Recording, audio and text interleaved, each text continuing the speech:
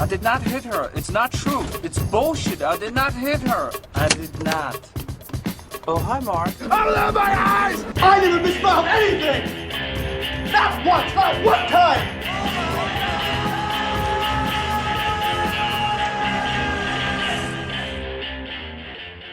Welcome to a very unique and special Hilariocity. I've wanted to make this video for quite some time and I just couldn't quite figure out the right time to do it. But since Indiana Jones 5 has been officially announced by Steven Spielberg starring Harrison Ford, now's the perfect time to rip myself a new asshole. That's right, when I was a teenager, my friends and I worked very hard to create 2 Indiana Jones movies. We made one called Indiana Jones and the Jewel of the Forest. It was about 40 minutes long. Then we made another one called Indiana Jones and the Eyes of Eternity, and that one was actually about an hour long. We were always very proud of our work, even though it's not very good. But they're fun for us to look back on and have memories and remember filming those events and remember the scars that I still have.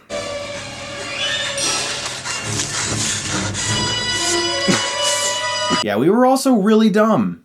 We did really dumb things, like dangerous stunts that we should have never tried to attempt, with no help and no supervision and no professionals.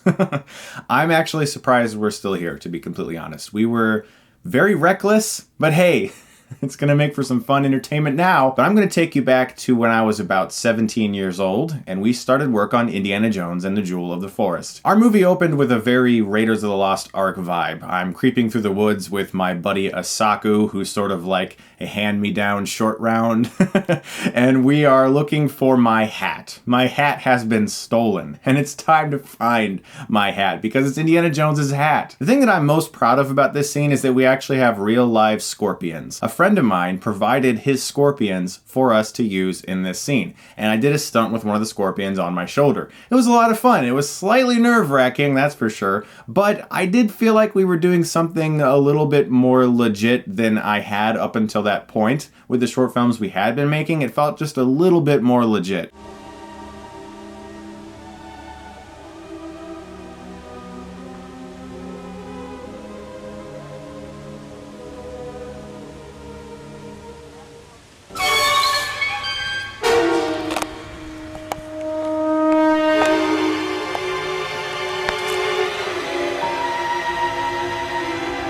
Let's go.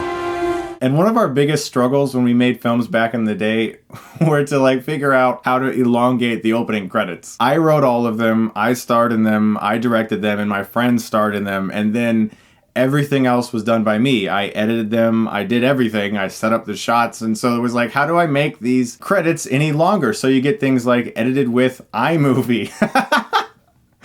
I mean, we were trying, guys. We tried, okay? We tried. It was kind of fun for me to play this because I got to act really grumpy and drag my friend around. And look, I have a grumpy side, like everybody does, but I do have a grumpy side. Like if I haven't slept well, I get grumpy. Like in the past, that's been very obvious. Whenever I've been on a podcast or something and I've been up for like a long time, I get cranky. It's a problem I have. Trust me, I know. So it was kind of fun to portray an overly grumpy character dragging my friend around through the woods.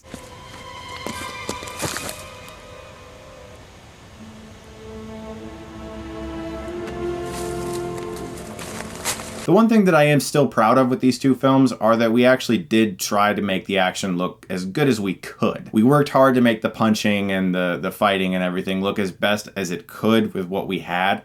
No stunt team, you know, that kind of stuff. Didn't you get enough back at the bar, Jones?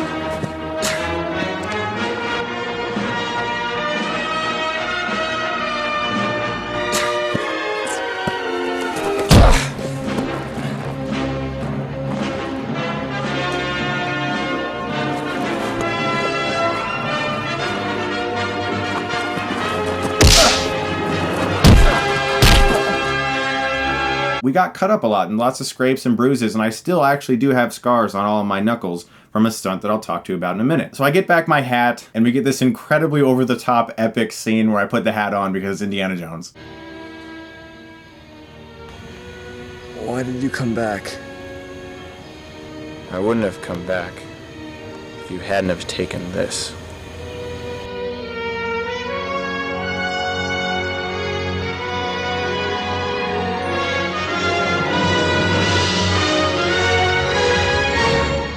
So the basic plot of this little movie we made is that this gang that lives in a forest kidnaps my friend Asaku and steals this very rare jewel, then challenges Indiana Jones to like this game of death scenario where he has to go through all of these challenges. And Indy accepts and he goes to Nicaragua, which really resembles the forest in my backyard. Oh boy. And we tried to build some suspense here because Indy is looking for this gang and they gave him no directions. They just said Nicaragua. So so apparently I just knew to go to like Nicaragua. Like, oh, here I am in this place. They're probably around here somewhere in this big place. So like I said, we used all natural lighting. So there's many sequences in this movie where the sunlight changes drastically. I mean, it's like Samurai Cop level bad. Like back and forth, you can tell we filmed on different days. So Indy tracks down Asaku. He's being held by this evil leader who's challenging me to all of these events. And the main villain of the movie is played by a friend of mine who doesn't really want his likeness shown in videos. He's been clear to me about that in the past, and that's cool. So to respect him, I'm not going to show his face in this video, but he challenges me to all of these fights. And the first one is this guy who clearly has a very real beard. That's definitely not fake. That's a real beard he grew himself. And this fight was a lot of fun, and this is the fight that I got really banged up in because we had this moment where he was going to attach my whip to my wrists and start dragging me on the ground. And I was like, let's just do it. Little did I know that what we were standing in was actually eventually going to be paved, and they had already paved it. I just saw a lot of dirt everywhere, but that dirt had blown across this asphalt over the months because they hadn't yet done anything with this area that we of course didn't have permission to film in. So when he started dragging me, it became apparent that I was not being dragged across dirt, I was actually being dragged across asphalt that just had dirt on top of it. And I still have scars from my knuckles being scraped against the asphalt. And to my horror, I realized, oh crap, I planned 3 more shots. We did them. We did it anyway. For this shot, we had the rope attached to the end of a car, and my friend sat inside the trunk of the car and filmed outside the car, while my other friend drove the car at like 10 miles an hour. That was terrifying, actually. And I'm proud that we did that stunt, despite the fact that you can actually see in the shot that my knuckles are bleeding. After I get dragged, I have this moment where you think I'm about to get stabbed, and then I do the Indiana Jones big comeback moment, you know, and I just call it the punch montage, because I just unload on this guy.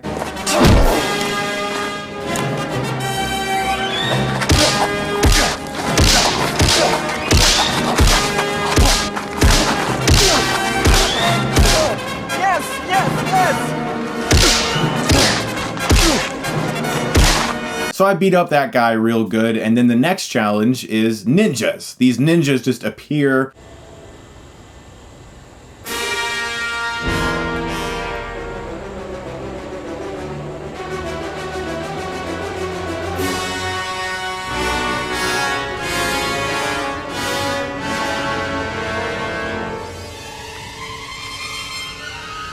Despite the fact that the end product of this movie is not amazing, and there's so many technical flaws and audio issues and horrible, horrible acting. I remember smelling the pine needles in that forest. I remember the actual event of filming it, and so even though you watch it now and you're like, oh, shit, that's horrible, I remember being there and just being inspired by making films with my friends. So after I beat up the ninjas, I go to save my friend, and I save him, kinda, but I really just end up chasing the guy everywhere. And we had a cool idea here. We were like, hey, there's a road that goes through the woods right here, so how about we get the car and we sit in the car and film outside the window, and we go like about 10, 15 miles an hour, and you run as fast as you can by the car so we can actually get like a side panning shot that, like, you know, we didn't have the technology to do any of that with.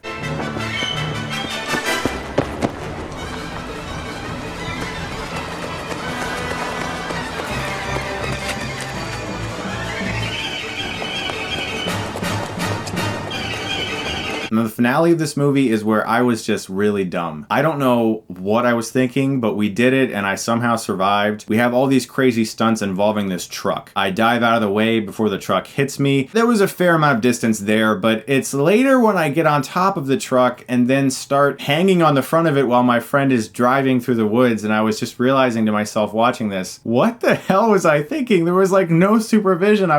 We just were like, do it, just get the shot, do it. Why not? When you have scorpions at your disposal, you use them. When you have a truck in the woods, you use it. When you have a friend who is strong enough to pull you across the asphalt, you do it. That's making films. Oh boy, this movie's not good at all. But you know what? We tried. We fucking tried. This took us about 3 months to make, and it was tons of fun. We spent an entire summer doing this movie. So eventually my friend gives up the jewel because he's like, you're too good. He's like, Indiana Jones, you're just too good. Here's the jewel. Amazing ending of our film. Oh my god. Okay. There's another one, I think. Yeah, we made a second one. The second one we worked a lot harder on. As I said earlier, this one was about an hour long, and this one took us 6 months to make. And we actually went out of state to film this one. We went to Pennsylvania, where our friends own this cabin, because we were looking for places we could film in that were period piece worthy, but, you know, not the forest. Because it's like, where else do you film nowadays unless it's the forest if you want to have it be like the 1930s? So our friends had this cabin, and it was perfect. So we filmed there as well. So similar to the first one, there was no Steadicam, no lights, no microphones. It was all natural lighting.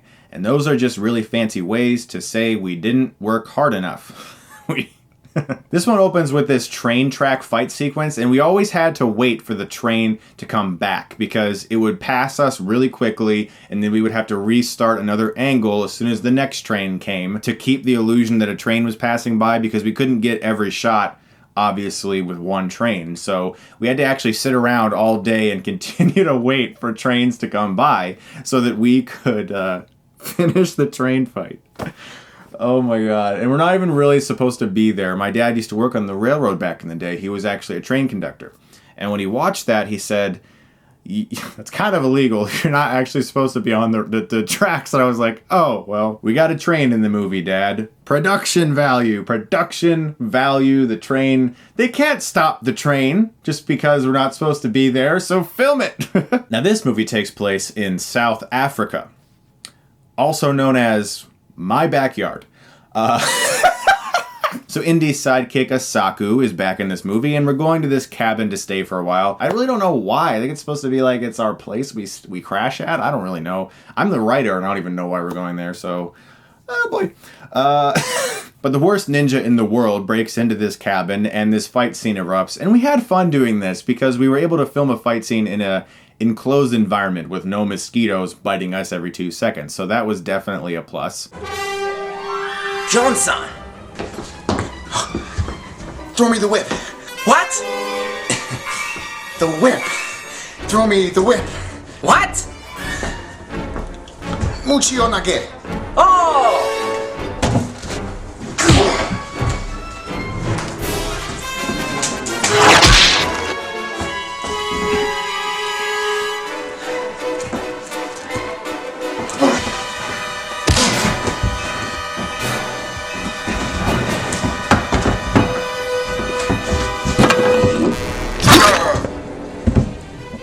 Oh. Hey, Jay. Stay with him.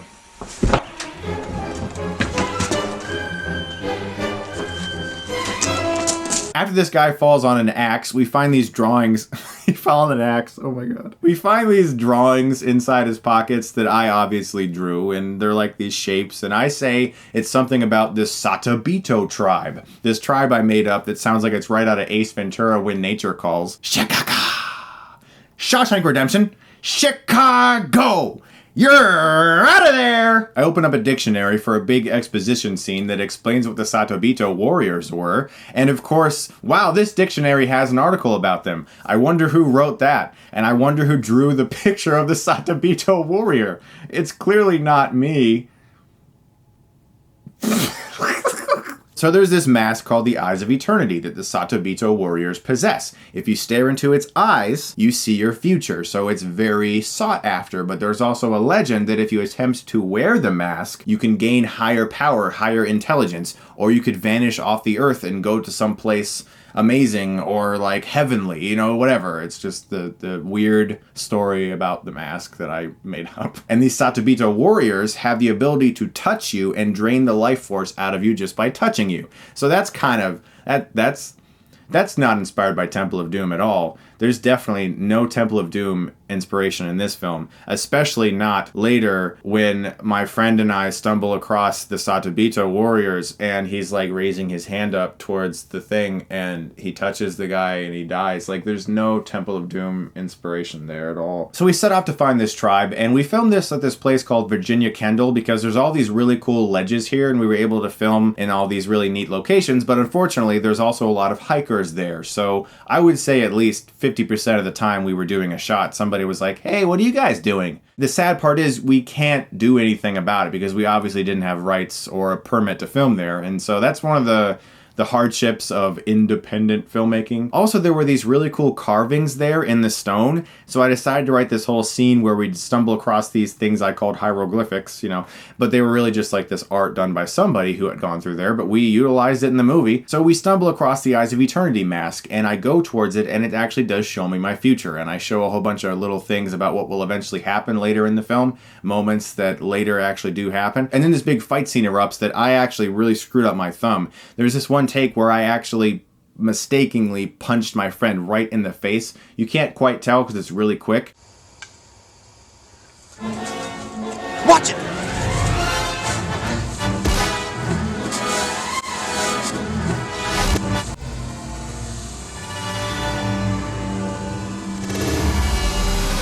But he then like kind of went backwards and his shoe went up in the air and kind of bent my thumb back really far. So for the rest of that scene, if you look really closely, you can see that I'm kind of holding my fist like that, like holding my thumb so that you can't see how swollen it was because I actually couldn't bend. This is about as far as I could bend it for like a week. The worst part of this movie by far is the awkward dialogue cutting. You can really tell that I would turn the camera and say, okay, say your line, cut, turn the camera, okay, say your line, cut, and then I did that over and over again without doing like a whole bunch of takes at once. So you can really feel the awkward flow of dialogue just not feeling natural. That's by far the worst part of this movie, aside from the obvious technical issues. For the most part, I'm okay with the majority of the action sequences that we tried to accomplish in this film because for the last half of the movie, after we're captured by this tribe, it's nonstop action, and my friends and I did a lot of really crazy stuff. This big fight scene erupts with my buddy who loved doing this because he got to pick me up and throw me into a river.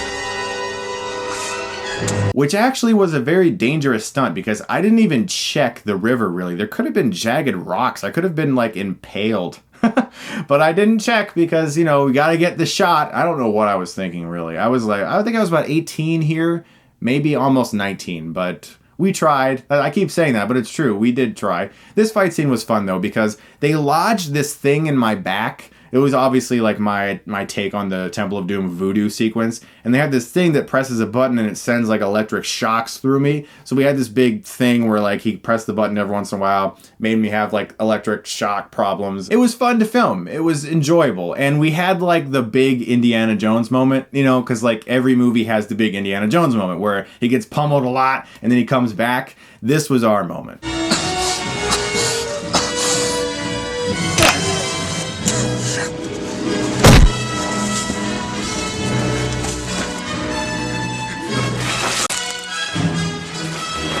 Now here we get to the dumbest thing we did by far. I got dragged behind a car, got dragged behind a truck, got thrown into a river.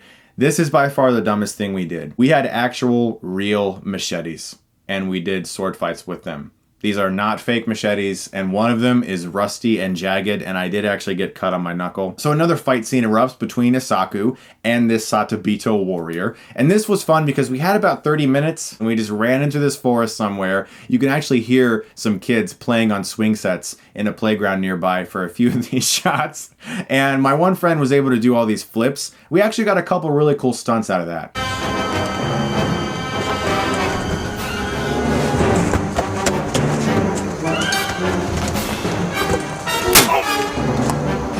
This next fight was a lot of fun because it was this really quick thing we did with these guards. We tried really hard. There's a sword fight moment that we choreographed. It looks rigid as hell, like really rigid, but that's because there's a real machetes and we were like, oh shit, if we mess up even slightly, I could possibly actually slice you up with a machete. So again, we were dumb and we did it, but it resulted in like a classic little Indiana Jones laughing, funny moment you'll see at the end.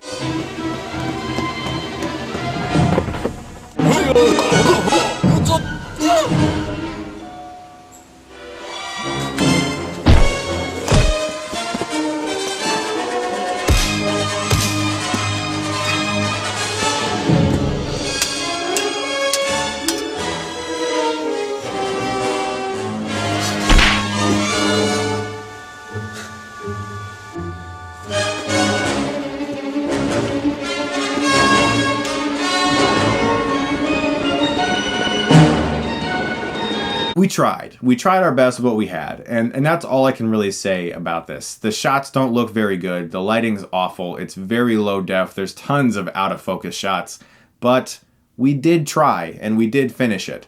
And that's something that I do take pride in because it was hard to make this movie. The finale of this film involves a gigantic ladder that was metal that we had to drag into the woods. And I'm not exaggerating, I would say it was probably about at least 150 pounds. And we had it in this big box and we had to drag it into the woods. And we actually did attach it to this tree and hang it over a ledge and have this big finale fight scene on it that was obviously a ripoff of the end of Temple of Doom. And it was a lot of fun. Like, it was hard, and I'll never forget that day, and I probably lost 5 pounds that day just from the sweat of carrying that ladder around the woods, but we had a good time with it. And the film ends with Sata Bull, the main villain, putting the mask on because he wants ultimate power. And of course he vanishes, and he kind of vanishes in a very painful way, coughing a lot.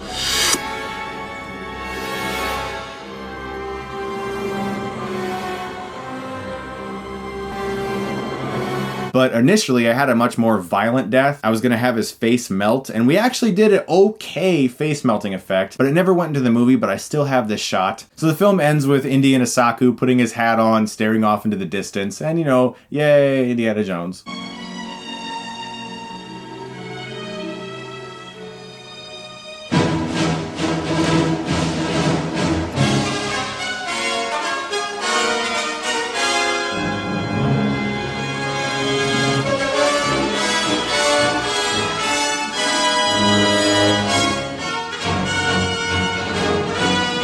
And those are my Indiana Jones films I made when I was a kid. They are not good, but I look at them with joy. You know why? Because we finished them. We worked on them and we finished them. My friends and I got together over a total of 9 months to make those movies. We worked on the writing. We tried. We actually really tried. And so for that reason, I do feel pride when I watch them because we were teenagers and we didn't have much at our disposal. Honestly, the budget for both of those films, I would say combined, maybe $100, I would say, and just for some of the costumes. And the Indiana Jones jacket was given to me by somebody. My shirt I bought at a thrift store. The satchel also at a thrift store. The most expensive item was probably the hat. I'm just happy we made them, and I'm glad to share them with you guys because I've been requested to show those a lot. And that kind of lets you know a little bit more about me, that I do care about filmmaking. I have tried. We have tried as youngsters. You know, we really tried to make something. Obviously, 10 years later now, we tried harder and we work a little bit harder, but we still enjoy it. And we enjoyed it then. And it's one of those things where I just really wanted to share that side of my life with you guys because it's easy for me to sit here a lot and just talk shit about other people's movies. And that's the easy thing to do. You know, it's easier to be a film critic than to be a filmmaker. And I'm fully aware of that. And that's something that I don't want to ever be prideful about, because it's easy. What I do is easy compared to actually making the movie. And now that you guys have seen this, you know that I understand that. That's something I really understand. And I hope that in some way, anyone out there who watches this can take away the fact that even if you're making a movie that you think maybe is not very professional or isn't turning out that good, finish it. Just finish it, because years later you will look back and be happy that you finished the film, even though it was tough to do, and even though it might not be really all that great at all. You finished it, and that's something you can always have. No one can take that away from you. You deserve to feel prideful about that because you worked hard on it. So anyone out there making movies, keep making movies. I understand what you feel like. I really do. It's tough. We've made a lot more just besides these, and maybe one day I'll talk to you about my feature-length film, The Woods, that I made when I was, I believe, 16. I want to say 16. That one was 84 minutes long, and maybe when I hit 1 million. Guys, thank you so much as always for watching. You are the best. Happy filmmaking. Thank you very much. If you like this, you can click right here and get Stuckmanized.